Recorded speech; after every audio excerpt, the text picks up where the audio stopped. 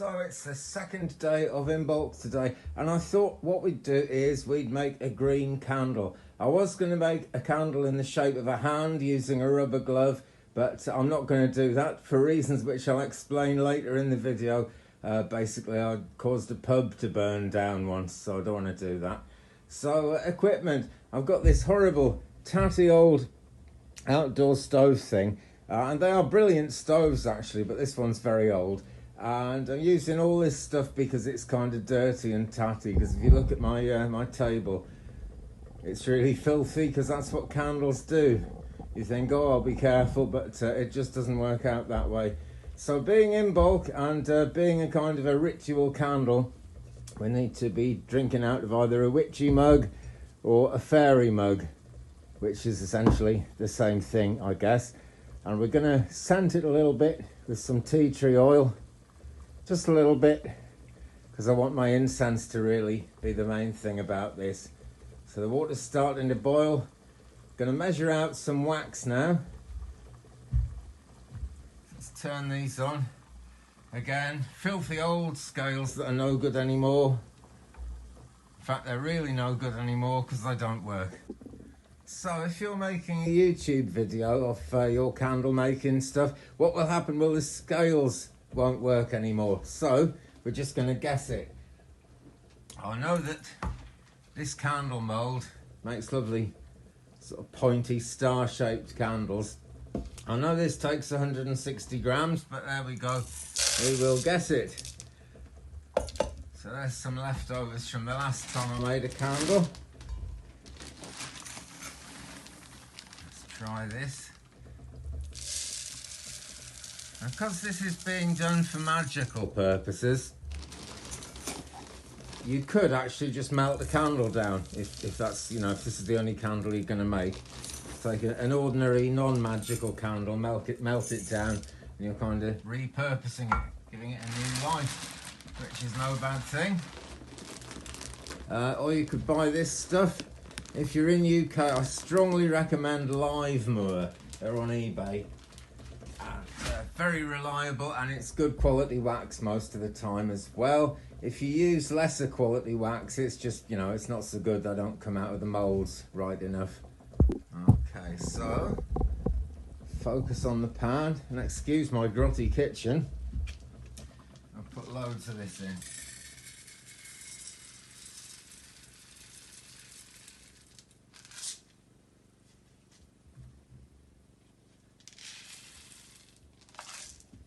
I reckon that's about right. It's kind of hard to tell, but I reckon that's about right.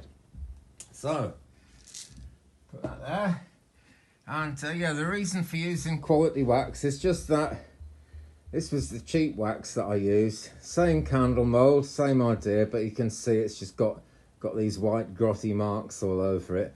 And sometimes the end chips off. Hasn't actually happened here, but you know, cheap wax. It's okay if it's just for you, but I thought since I was making a video, I'd use the good stuff today. And while that's melting, we'll do the other stuff. I weighed out here, that is 1.7 grams of meadow green candle dye. I tried olive green, it looks like an army candle. Kind of just not the same thing. So we'll put that in. It won't be the right proportion now, but hey, that's happenstance, and that really is, you know, quite good in a way, because we're working with nature. We're just working with human nature, I guess, in my case, and just with happenstance, you know, with whatever there is. So put that in, and now we'll start preparing this candle mould, I guess. I've got some wick here that I dipped in wax before. Works loads better if you dip it in wax, and I did a load, much more than I'm going to need for this candle, but just to have some for more candles. So kind of poke that in the end there. It's very hard to poke it in the end if you don't wax it first. It just kind of flops about and won't go through. So push that in. Push it through till it starts coming out the other end, because we do want plenty. I'm going to leave enough on the end there to make a small candle with, just so it doesn't go to waste. I'll bend it over here, see if I can find the scissors. I see them. Here they are over here. Now you don't actually have to use candle dye.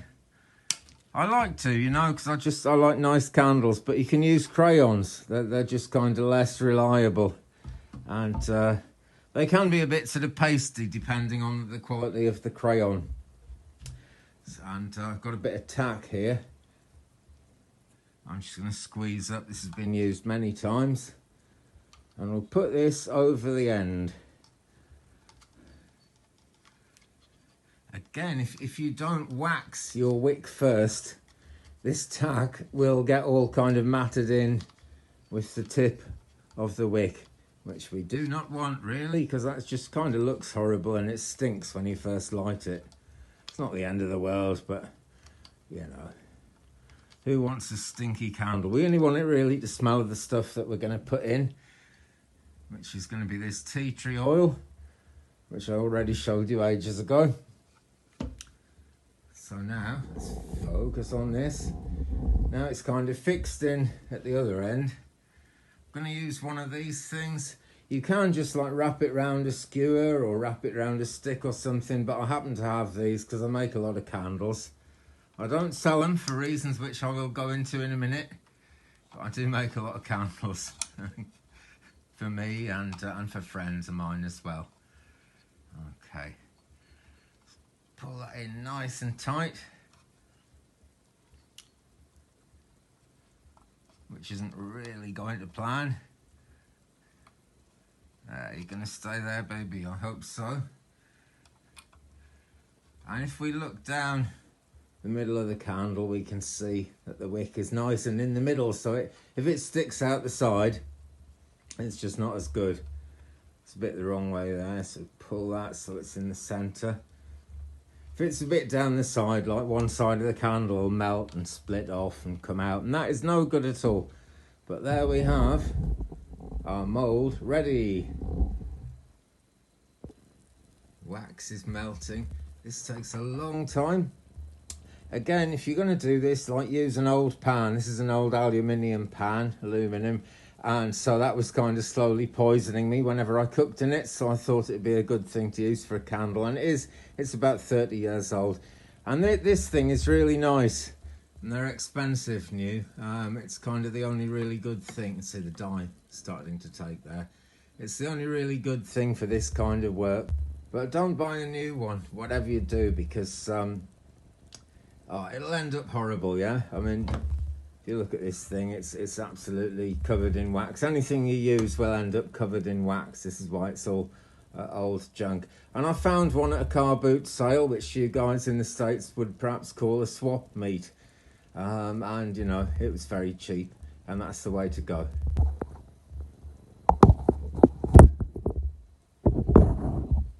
While the wax is melting, you can say your incantations and anything you want to do in the way of Imbolc. I'm not going to tell you what mine are, because it's kind of, you know, best to like work in secret a little bit whenever we're doing anything magical.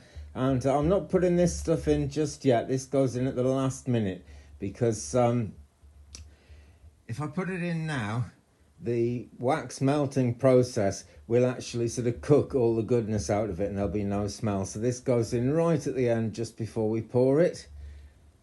And another little thing I'm going to use, you don't have to use, but I've got one, so I'm going to use it. You want to kind of use the best thing you've got, because again, this is a magical thing. It's a wax thermometer. It just kind of goes in the wax, and it tells you when the temperature's right. You kind of get a better result that way. So we will pan up a little bit, stick this in the jug, clips onto the side, see? And we'll wait until that has gone a bit over the temperature, and we'll let it cool off a bit. That is the trick. Now this has melted. Just want it a little bit hotter. Now I'll pour the tea tree in. See where we get.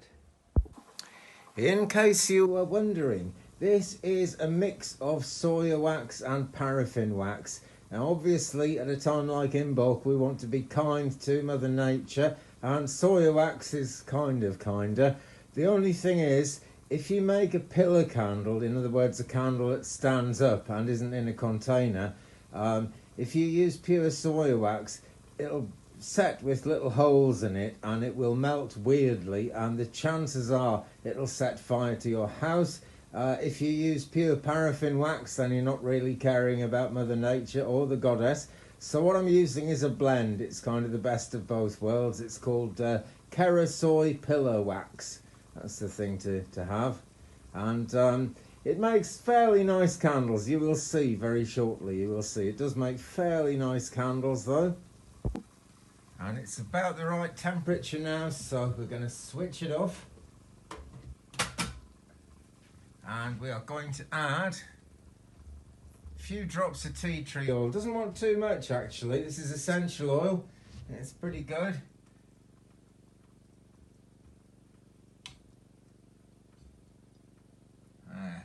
16 drops, 2 times 8. Seems kind of magically appropriate somehow. And you'll see that a pie dish has appeared. And this is because as the candle sets, it kind of, what's the word? Not compresses, contracts, the opposite of expands. That's it, it sort of contracts, and then you get a big kind of gap. So you want to be able to refill it. So let's just get on the mould here. And we are pretty much ready to pour. In it goes. Well, it's a nice colour, even though I was having to sort of guess the weight and everything. Just bring it up to there. And the rest goes in the pie dish.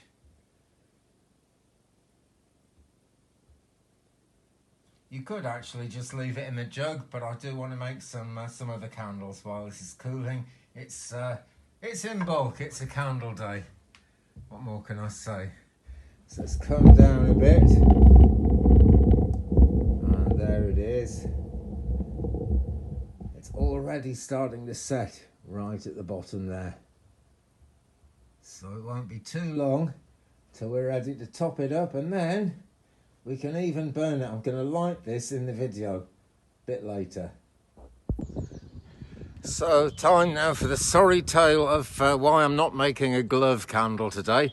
You can make one by getting a rubber glove and pricking holes in the fingers and poking wick through. But I'm not going to show you that because it'd be irresponsible of me, because this happened way back in the 1980s. A friend of mine opened a sort of hippie shop in the city of Cardiff in South Wales, and she was interested in candles. She knew I made wacky candles, and I used to make some very wacky candles back in the 80s. And I'd just been making these glove candles, and I made about 6 of them, I think.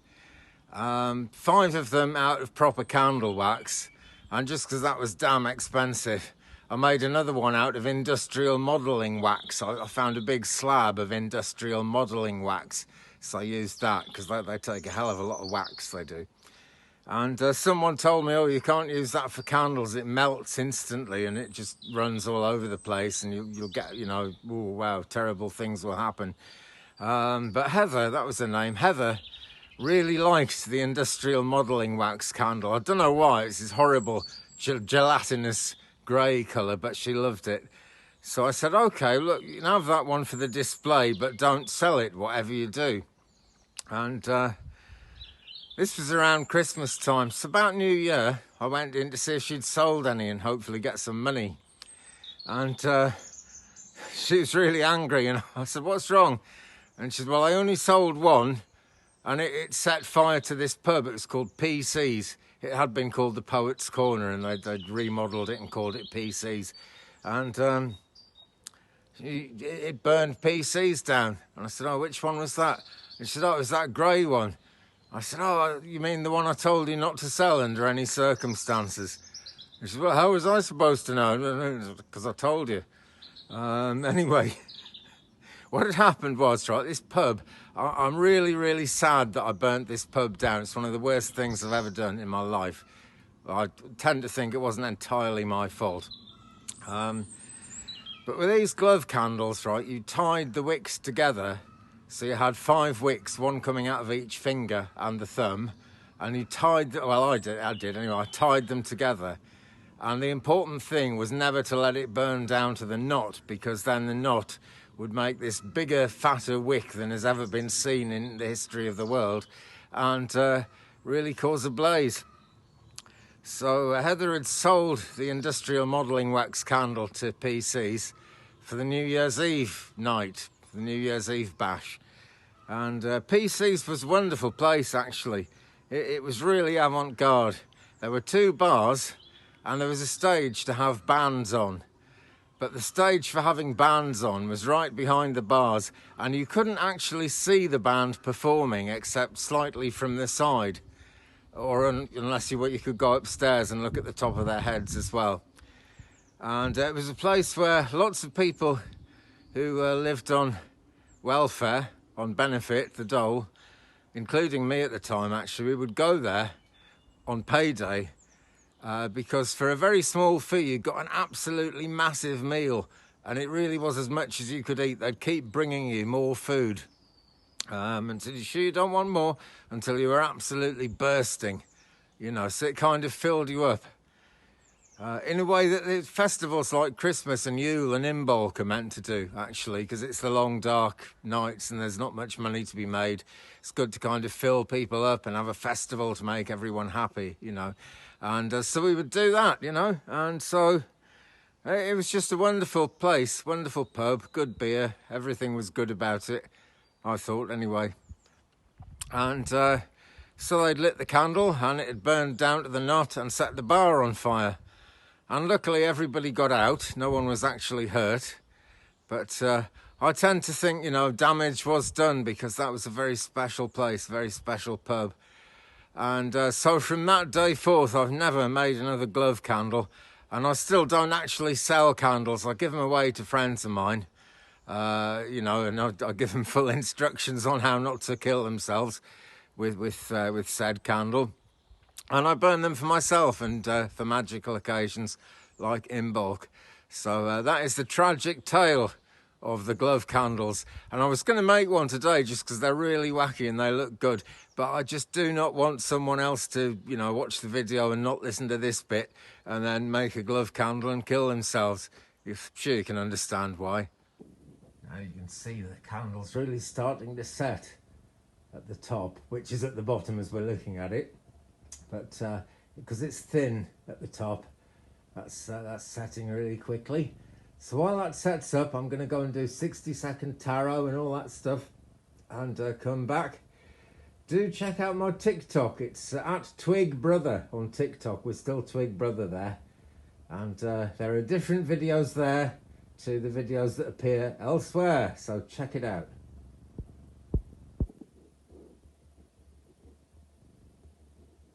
Now it's sucked in, so let's top it up.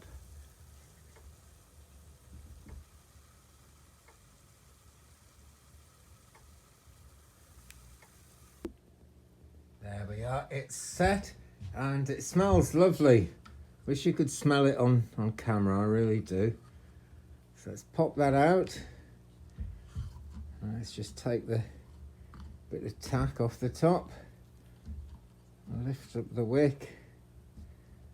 Okay. And we'll... and out she comes. Little trim up here. It's kind of discoloured a bit here, but what are you going to do about it? That will burn away in seconds. We'll just take this off.